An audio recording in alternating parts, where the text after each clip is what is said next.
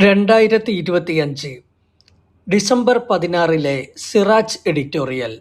യുദ്ധഭൂമിയിലെ ബലാത്സംഗം ബോംബിനേക്കാൾ മാരകം. സുഡാനിലെ ആഭ്യന്തര യുദ്ധമേഖലയിൽ നിന്ന് ഞെട്ടിക്കുന്ന വാർത്തകളാണ് പുറത്തു വന്നുകൊണ്ടിരിക്കുന്നത്.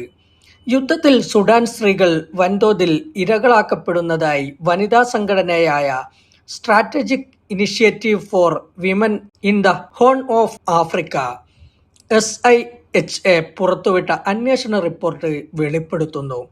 1300-ലധികം സ്ത്രീകൾ വിമത സൈന്യമായ RSFന്റെ റാപ്പിഡ് സ്പോട്ട് ഫോഴ്സ് ലൈംഗികാതിക്രമങ്ങൾക്ക് ഇരയായെന്നാണ് റിപ്പോർട്ടിൽ പറയുന്നത്.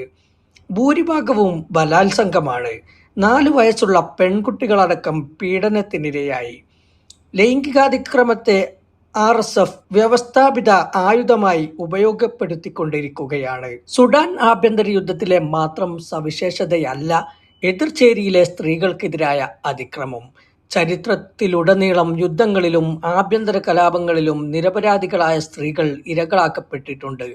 ലോകമഹായുദ്ധങ്ങൾ, ബോസ്നിയ സംഘർഷം, റുവാണ്ട വംശഹത്യ, കോങ്കോ വംശഹത്യ, പാക് ബംഗ്ലാദേശ് യുദ്ധം, ഉക്രൈൻ യുദ്ധം, ഗസയിലെ ഇസ്രായേൽ അധിനിവേശം തുടങ്ങിയവയിലെല്ലാം സ്ത്രീപീഡനം ആയുധമാക്കിയിട്ടുണ്ട് സൈന്യവും കലാപകാരികളും. റുവാണ്ടയിൽ ന്യൂനപക്ഷമായ തുൽസി വിഭാഗത്തിലെ 2.5 ലക്ഷം സ്ത്രീകളാണ് ഭൂരിപക്ഷ വിഭാഗമായ ഹുഡു വംശജരുടെ ക്രൂരമായ ലൈംഗിക പീഡനത്തിനിരയായത്.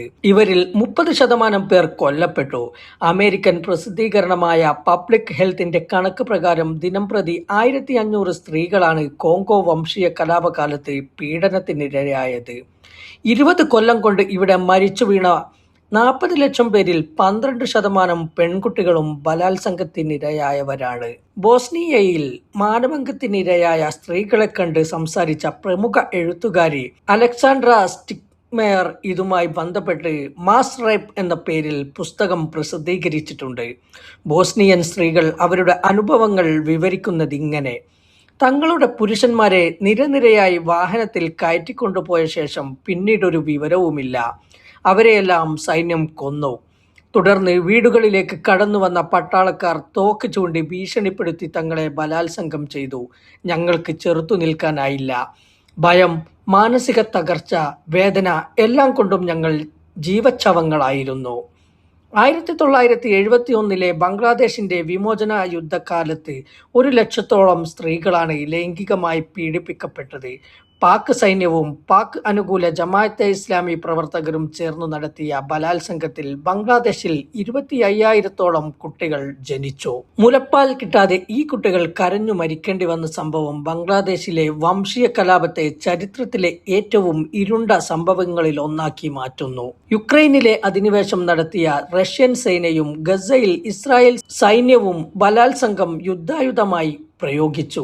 ഇസ്രായേൽ അധിനിവേശത്തെ തുടർന്ന് ഗസയിൽ നിരവധി ഫലസ്തീൻ സ്ത്രീകളെയും കുട്ടികളെയും കാണാതാകുന്നതിലും ഇസ്രായേൽ സൈന്യത്തിന്റെ സ്ത്രീപീഡനത്തിലും ഐക്യരാഷ്ട്രസഭ ആശങ്ക പ്രകടിപ്പിച്ചതാണ്. യുക്രൈനിൽ റഷ്യൻ സേന ബലാത്സംഗം യുദ്ധായുധമാക്കുന്നതായി ലണ്ടനിൽ 2 ആഴ്ച മുമ്പ് നടന്ന രാജ്യാന്തര സമ്മേളനത്തിൽ യുക്രൈനിലെ പ്രഥമ വനിത ഒലെന സെലൻസ്കി ചൂണ്ടിക്കാട്ടി. യുദ്ധത്തിൽ ഉപയോഗിക്കുന്ന ബോംബിനേക്കാൾ മാരകമായ ആഘാതമാണ് ബലാത്സംഗം ചെയ്യപ്പെട്ട ഓരോ യുക്രൈൻ വനിതയും അനുഭവിക്കുന്നതെന്ന് രാജ്യത്തെ വനിതാ സംഘടനകൾ പറയുന്നു.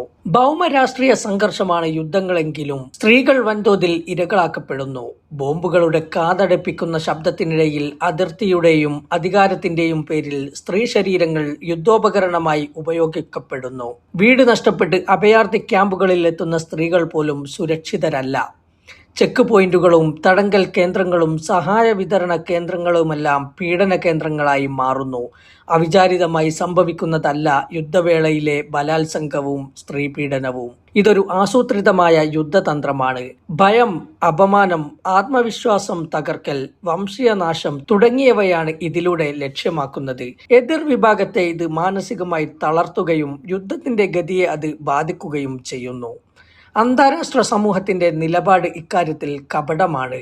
ബലാത്സംഗവും ലൈംഗിക പീഡനവും യുദ്ധക്കുറ്റമാക്കുകയും അതിനെതിരെ പ്രമേയങ്ങൾ അംഗീകരിക്കുകയും പ്രഖ്യാപനങ്ങൾ നടത്തുകയും ചെയ്യുന്നുവെങ്കിലും സ്ത്രീകൾ ഇരകളാക്കപ്പെടാത്ത ഒരു യുദ്ധവും നടക്കുന്നില്ല.